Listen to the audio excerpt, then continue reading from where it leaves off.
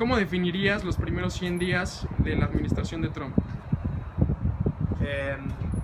Me parece el fracaso de la versión americana del te lo firmo y te lo cumplo.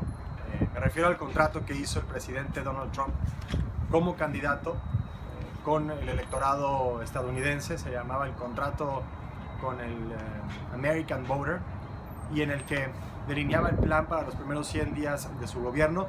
Tenía que ver con 20 acciones ejecutivas, es decir, decisiones que podía tomar el presidente sin la necesidad de trabajar con el Congreso, y 10 prioridades legislativas. De esas 20 decisiones ejecutivas, ha logrado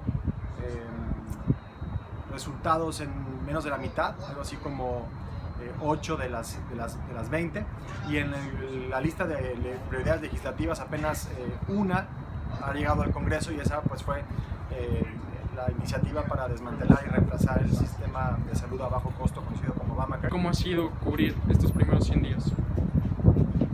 Bueno, creo que es interesante porque aquí en los Estados Unidos estamos acostumbrados los periodistas a tener un acceso distinto al gobierno, a mayor transparencia, a una rendición de cuentas mucho más institucional, y creo que lo que hemos vivido en los primeros 100 días se parece más a lo que vemos en México como periodistas, ¿no? No hay acceso, no hay esta rendición de cuentas, esta transparencia institucional, sino que hay que hacer una labor alrededor de los obstáculos que se plantean desde la administración, desde el gobierno, para obtener esa transparencia y esa rendición de cuentas, para obtener ese acceso.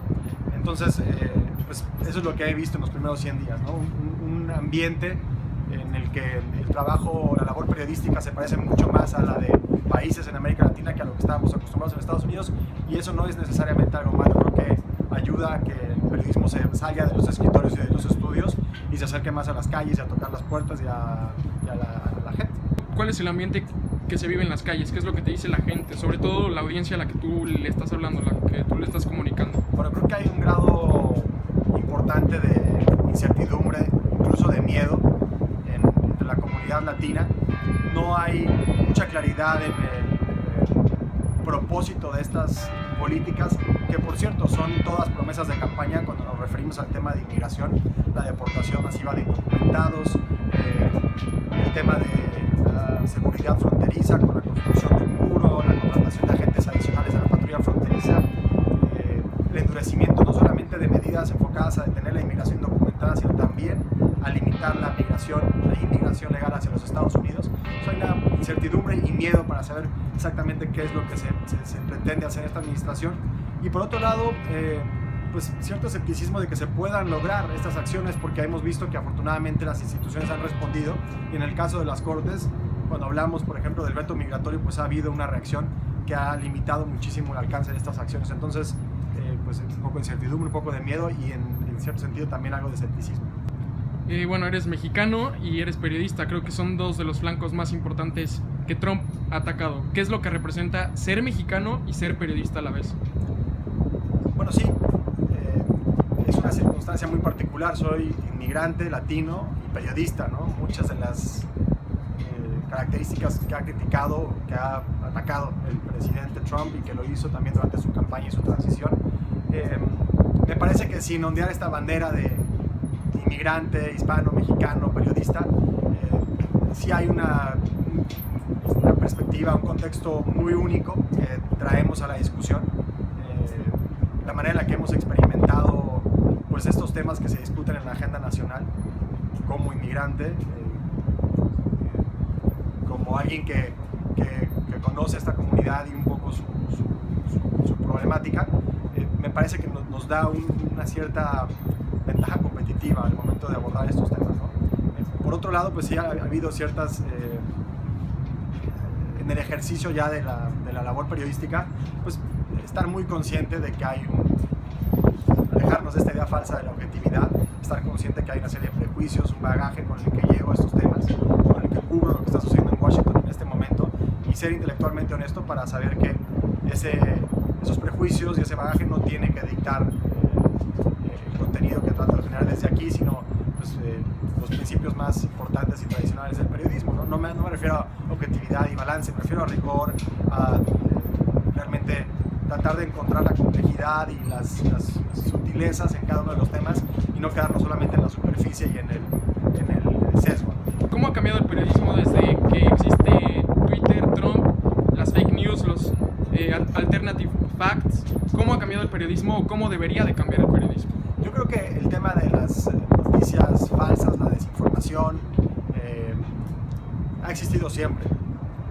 Lo que hemos visto últimamente es que obviamente la democratización de la información a través de estos avances tecnológicos, de la existencia de plataformas como los medios sociales y sobre todo la polarización que existe, la división que existe política en este país, pues ha permitido que su efecto sea mucho más intenso.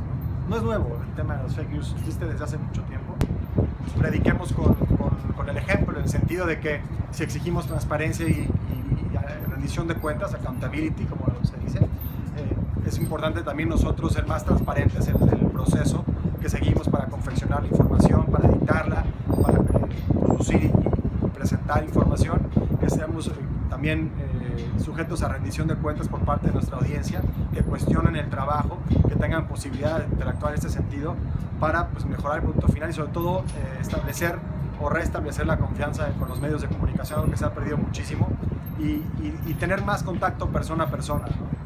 Que la gente conozca a sus periodistas, que tengan posibilidad de iniciar una conversación más allá de Twitter a través de formatos como los town halls que se hacen mucho aquí en Estados Unidos, o de conversaciones pues, en persona y no solamente a través de los medios sociales.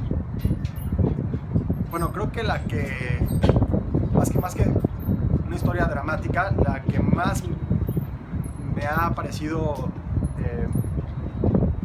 la que más me ha impactado, tiene que ver con lo que familias de inmigrantes que están aquí desde hace muchísimo tiempo y que no han cometido ningún crimen han enfrentado en términos de la discriminación, no solamente la persecución oficial, con las redadas, con la posibilidad de ser detenidos y eventualmente deportados, sino la discriminación que enfrentan en muchas comunidades que llevan años de conocer y de servir y de convivir con ellas, ¿no? Entonces, que de pronto estas mismas comunidades de las que forman parte y de las que son miembros importantes y a las que contribuyen, cambien su forma de ver a estos inmigrantes y se les discrimine, se les trate de aislar o de mantener en el margen.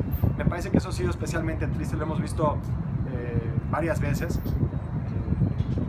sobre todo con familias y con pequeños que no entienden bien por qué está pasando eso cuando es gente que han conocido pues, desde que nacieron, ¿no? ¿Tú crees que la objetividad del periodismo debe quedar atrás? O sea, realmente pasar de ser testigo de las historias a ser realmente un activista cuando la audiencia a la que tú le estás hablando está muy involucrada en las decisiones que está tomando el gobierno.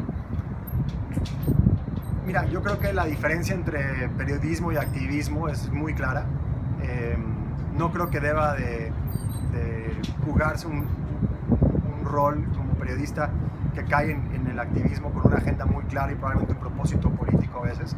Creo que cada vez es más claro que nuestro rol como periodistas no es simplemente buscar la neutralidad, la objetividad, como estas condiciones que no son ni siquiera me parecen humanas, ¿no? Te decía, ser intelectualmente honestos, reconocer que hay unos sesgos, prejuicios, un bagaje cuando llegamos a cubrir un tema determinado y tener la honestidad intelectual para buscar encontrar la complejidad, la profundidad en estos temas que nos permita entenderlos realmente bien y que probablemente sin renunciar a una serie de convicciones nos den una perspectiva mucho más completa de estos temas tan difíciles, porque cuando hablamos de inmigración, cuando hablamos de cambio climático, cuando hablamos de salud en este país y de generación de empleos, economía, de muchos otros temas, no son asuntos que se puedan